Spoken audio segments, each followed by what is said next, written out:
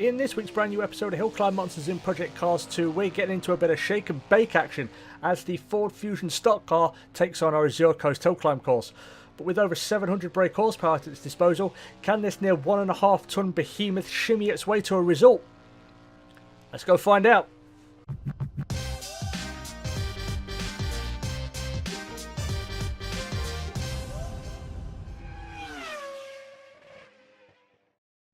What's going on, guys? My name's Martinio and welcome back to Project Cars 2, and after a long hiatus, a brand new episode of Hill Climb Monsters. And for those of you who are regular viewers of this series and you've been wondering where I've been and why this series has been going and why I haven't been doing videos and so on, there's a card in the top right hand corner right about now. I'm going to try and remember to put it up there. If you haven't watched that video yet, that video explains where I've been, what's been going on, and why there's been no videos. So you can go check that out now and then come back to this one if you want, or you can check that one out later. But most importantly, we are back. And this week's challenger is the Ford Fusion stock car.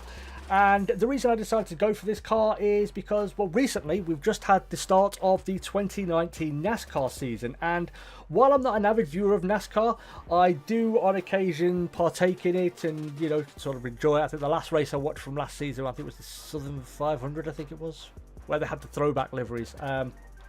Let me know in the comments if that was a Southern 500 or it's called the Southern something, or it's called the Southern something else. But that was the last one I watched.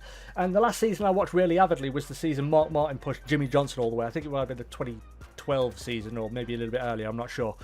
But yeah, I do have an appreciation for NASCAR. While they're all the same, and there's obviously a lot of left turns, the real skill involved, I think, is just down to setup and getting the car to work and be kind to the tyres and be, you know, as fuel efficient as it possibly can be to get you to the end, and also not pissing people off, because you will see there's thousands of videos out there of just NASCAR drivers getting punted off. A couple of weeks later, they take revenge on that same driver. So that's another reason to love it. There are big crashes there, and it's always, you know, it's entertaining for a good portion of it when there's a bit of rivalry going on.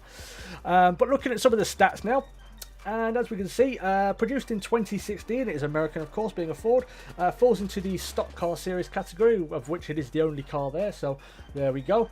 Rear wheel drive, as you would imagine. It's got a 4-speed H-pattern shifter, which is bolted to a massive V8 engine that is producing 750 brake horsepower. 0 to 60 comes up in 3.9 seconds, and it will go all the way to 220 miles an hour, providing you've got a stretch of road long enough. It doesn't have any stability control, traction control, ABS, none of that gubbins. Control difficulty is 3, cornering speed is 2, and the weight is a fairly astronomical 3,300 pounds. So I think it's the heaviest car we've had on Hill Climb Monsters. And just to break that down, that's about 1.5 tons, which I think is like the average sort of weight of an actual road car. Which are just filled with plush seats and air conditioning and other gubbins and maybe bodies in the boot as well, I don't know.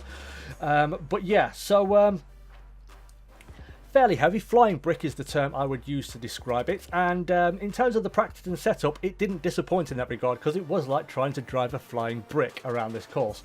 The big problems I had, under braking, the rear gets very, very squirmy. I alleviated the initial problems I had with it, because the brake bias was set 72/28 to the front, so that is going to create a bit of a light rear end when you get into some heavy braking zones. So I've wound that down to about, I think it was like 55/45, and yeah, so the other things I worked with, I couldn't really do much work with the anti-roll bars because they were on the limit already. I did work with the dampers to try and, in certain areas, stiffen it up, but in other areas, just sort of get it to settle down a little bit and be a little bit softer and roll through the corners just a little bit better. The big problem I had, snap oversteer was a problem. It would just have these random shimmies out of nowhere. And also, trying to keep this thing just going in a straight line was a challenge. It does weave a little bit every now and again. It just, at higher speeds, it just tends to weave just a tad, which can quickly escalate into bigger problems, as you would imagine. But I finally got it sort of like where I wanted it. However, in the process of that, there were a few accidents. However, there weren't any real big ones. There were just these little niggling, annoying accidents, which you're going to see here. So as we're coming down to Stonewall Corner, you can see there's just a little shimmy there as we get to the end of that shot, and then it runs as wide. We get onto that grass, and in the process of trying to get it off, the subtle tactics weren't working. I tried a little bit of a bigger movement, and it just pirouetted us around, and that was it. So it was just accidents like that where, you know, you get a little bit wide, and it would just pirouette you around, and that'll be it. You won't be hitting walls and barrel rolling. It would just be little niggly annoying accidents like that, where the rear end would go light or the front end wouldn't turn in and the rear end would snap away and so on. So yeah, but moving on to refresh our memories of the leaderboards. Now I've changed things a little bit. I've put it into pages now. So this here is page number 1, and as you can see, the Toyota TS050 still sits proudly atop the leaderboard with a 541.383. That is going to take some beating, and the NASCAR is not going to do it, let's be honest. Page 2, as you can see here, we've got things like the Mitsubishi Evo SVA, we've got the Porsche 93577, Lotus 49, and so on and so forth. Don't think it's going to be challenging or worrying any of the cars on this particular page. But then we move on to the final page, which is the third page, basically. And we've got the last car we did, which was the Mercedes 190E, which is sitting in 22nd place there. So I imagine it's going to be somewhere on here. I might be surprised, but I don't really have anything for it to go up against. It's sort of in a league of its own. And speaking of which, when it comes to league of its own, here are the full-blown game leaderboards. As you can see, for some reason, I don't know why, someone at Slightly Mad Studios thought it would be a good idea to put the stock car in the same time trial category as GT cars. I know, I'm making the exact same face you are, like, what? Why? So, yeah. So we're not going to get this on the leaderboard at all because obviously we've got a time on the leaderboard in the top 10, the Ferrari F50 GT. However, to find the NASCAR, the next NASCAR on the leaderboard that actually has a time, you have to go all the way down to page 19 and 181st place. Someone called Adrogu, something like that, with a 820.024 in a Ford Fusion NASCAR. So that's what we have to beat, I suppose. But I think I'm confident we can beat that, but I'm not too sure. We'll see what we can do. So yeah, that's pretty much everything. So what we're going to do now is we are going to once again, after a long hiatus, as I said, head down to the track, and we're going to see how the Ford Fusion NASCAR gets on its best run. Okay then, guys. So here we go. Ford Fusion NASCAR on our Azure Coast hill climb course, and as we come down to the first corner, having to be very, very gentle on the gas. You can hear the tyres screeching, just clinging on for dear life as you go through there, and again through here, just half throttle and quarter throttle, just trying to get it through the centre S's. But as we come down to the braking zone and into cruise liner corner, not too bad through there. A little bit of a snap on the exit, but into trash can corner again. You really do. This is very much a point and squirt car. Those corners like that, those 90-degree corners are horrible for this thing because they will just light the rears up and it will just spin you around, and that'll be it. But as we come into the magic roundabout, healthy amounts of the bump there on the inside, and we make it through. Didn't have very many accidents through there, but here was an area where I had real trouble. The entrance to Stickman Squats. It's a very heavy braking zone, so as soon as you get on it, the rear goes light and it will just spin around, and you end up just getting pitched into a wall, and it's horrible. But we'll make it through there okay this time around, and we're onto the happy highway. And normally we say this is where we get a breather, but I do have to be a little bit wary because this little crest just here has caught me out on a couple of runs where the rear just goes light and it just pitches you into the barrier on the inside. But we make it through that time up to nearly 180, well actually just 180 miles an hour before we break in to get it through traffic cone corner. We've seen cars go through here flat out, but this is not one of them. Really didn't like that curve, and I did have to be very, very wary because it would just spin itself wide at any opportunity. But coming through here, few issues through there. We've seen in the build-up that we did have an issue coming through Stonewall Corner here. Just having to be very, very gentle. And I tell you what, while doing it, it felt slow, but it feels even slower watching it right now. I don't know what your thoughts are. Let me know in the comments down below, guys. But as we come down to here, very, very wary through here. I had a couple of issues where I was locking brakes, and again, this thing just it snaps its brakes so easily. And again through here, that little bit just there, that little dip before you enter Ice Cream Cove, that caught me out on a few occasions and ended up in some fairly annoying accidents, I don't mind telling you. But as we come through this left-hander onto here, again, you can just hear half throttle. These acceleration zones on curves just really are not this thing's forte. It will just spin its wheels up, so it is very, very difficult to get this thing to just and negotiate it through corners and get it going again. It's a big heavy car, it's got plenty of power of course, but let's be honest, this sort of course is not its forte. It is completely a fish out of water on our Azure Coast hill climb course. But as we go through Captain's Slow Corner, one of the slowest cars through there, I think we can all agree, and down towards the back end of Sector 1, we're doing okay, we're making good time. As you can see, this thing is sliding all over the place, be it under braking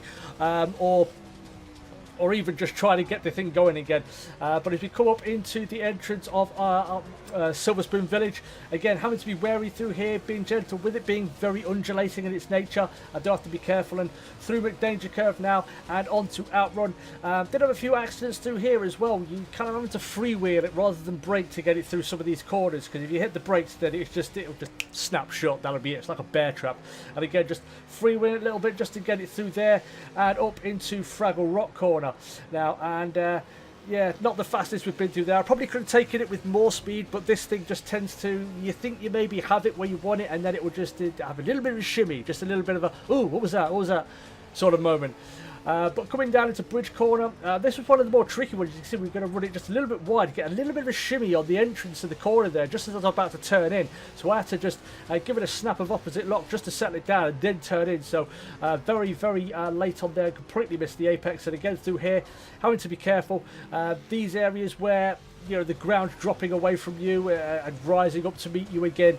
Again, we'll just catch this car out, and you're going to see it here. We're just going to have a little bit of a moment just there. We just about managed to catch it. We run wide again, completely missed the apex, but off we go again up the hill. And yeah, like I said, it's just such a challenge. I couldn't really get it just to settle down in any respect. I got it to where I could drive it, where I could, you know, get it through the course without absolutely destroying it. But the other issue I was having early on that I didn't mention in the setup was the front tyres. Just so hard to keep the things, you know, in temperature. You can see now they're just starting to get a little bit cold, and I tried lowering pressures, I tried altering the suspension of the dampers just to maybe keep a little bit more heat in it, but it just kind of threw it off. So it was just a case about trying to manage it. But as we come through the first and second Mirage corners, again one of the slower cars through there. It's not a quick corner, but this was very, very slow, and onto the pogo stick straight now. And again, I was having to be a little bit wary through here, because this thing, big old heavy car, you don't want to go too mad with it, because this will happen. You'll completely miss the apex, and you'll have to brake a little bit deeper and risk locking the brakes up. But we come down through here again, just have to be a little bit careful. It wasn't too bad through there, but it was up here where I had a couple of accidents. This bump followed by this one here, you can just see it just shimmying around and moving, and I'm soaring at the wheel just trying to keep this thing where I want it. It's just such a difficult car to drive. It really is. Like I said, flying brick. The best way I can describe it is a flying brick, and it wouldn't turn in for love nor money half the time. But we've just completed Sector 2 there, and we're on to the final sector. And didn't really know what to expect from this. A lot of the times, this is the final sector is probably my favourite one, because it just loads of these lovely sort of ever so slightly cambered, you know, sweeping corners very, very fast. But this one really struggles with it, and you see here we have just trying to keep it in check. Again, I had a few oversteering moments coming out of that corner, and down into here as well, the braking for this, but it's quite civilised through there at this point. I've had this is one of the quicker runs through this particular set of corners, but we don't really get it where we want it. Again, a big snap of opposite lock just to stop the rear from stepping out on us as we come down towards Deception now. And again, probably could have taken it maybe a smidge quicker, got a little bit closer to the apex. And here as well, I probably could have gone up to third gear and just dragged it through there. We do eventually get into third gear, but again, just a little bit of a shimmy and a wobble there. Just can't quite get it exactly where I want it for the entrance of Sweeps. And again, coming down to here, it wasn't too bad initially through here, but then it just sort of drifted wide, and I had to get on the brakes and get it down into first gear and just try and wrestle it through these tighter corners as we get now down towards the tunnel and what will be Rocky Road. And again, through here it wasn't too bad. Rocky Road, the back end of Sector 3, it was pretty good. Again, kind of still saw at the wheel a little bit because I wasn't sure where the front end was. The tyres were a little bit cold.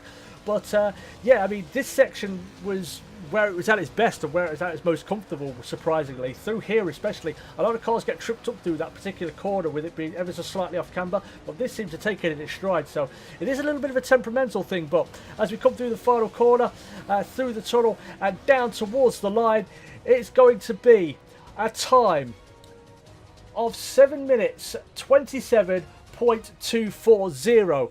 So yeah, like I said, it was never going to get a time on our leaderboards. However, what it has done is it's managed to go into 22nd place, and it's actually faster than a Mercedes 190 Evo touring car, which is kind of impressive because that thing's built for track racing, and you see those sort of things popping up in hill climbs all over the world. So yeah, that's kind of impressive, the fact that it's beating it by just over 3 seconds, basically 3.1 seconds. So that's a fairly impressive time, I would say.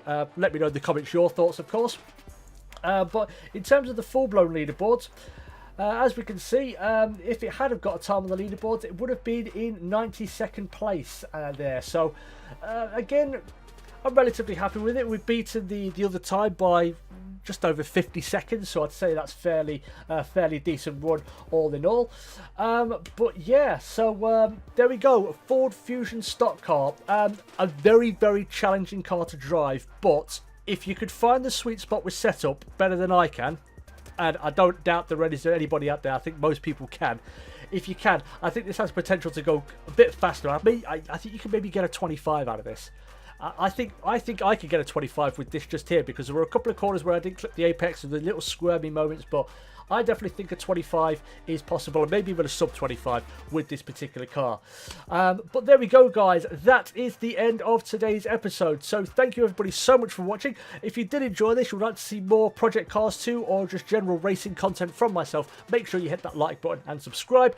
As always, if you are a fan of this series, you have a car that you would like to see take on our Azure Coast Hill Climb course, leave a comment down below. Always happy to hear from the lot of you. You can also keep track of me on social media. That's all in the description: Instagram, Twitter, Facebook, blah blah blah blah blah. But once again, thank you everybody so much for watching. Stay cool, and as always, I will catch you in the next video. Peace.